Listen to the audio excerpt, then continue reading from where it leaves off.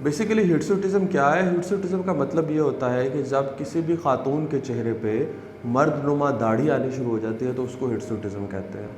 आजकल मैं देख रहा हूँ कि ये प्रॉब्लम बहुत कॉमन है। आज से 15-20 साल पहले मतलब हमारी माएँ, हमारे बड़े हमें बताते हैं कि ये प्रॉब्लम इस तरह नहीं थी।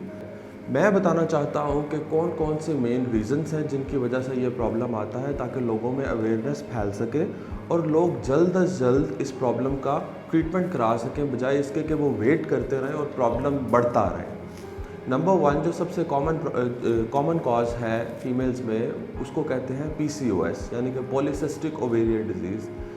इस पे बेसिकली क्या होता है कि जो फीमेल ओवरीज होती हैं उनमें सिस्ट्स बनने शुरू हो जाते हैं, जिसकी वजह से मेल हार्मोन्स ज़्यादा होना शुरू हो जाता है। सीरम टेस्टोस्टेरोन जो कि एक मेल हार्मोन है, वो फीमेल्स में ज़्यादा बनना शुरू हो जाता है। इसके अलावा पॉलीसिस्टिक ओवेरियन डिजीज़ को आप किस तरह आपको पता लग सकता है?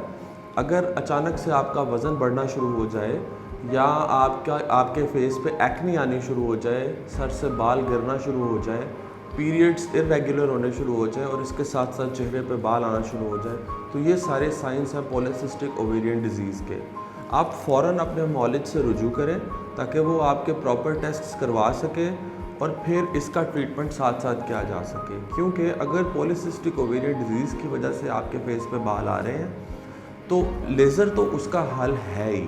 लेज़र से तो बाल आपके ठीक होंगे, लेकिन जब तक आपका internal system, internal hormonal mechanism आपका न्यूट्रलाइज नहीं किया जाएगा, तो आपको उस तरह से फ़र्क नहीं पड़ेगा। लिहाजा इसमें हमने इंटरनल हार्मोन्स को भी ठीक करना होता है with the help of certain medications, weight loss regimes and stuff like that.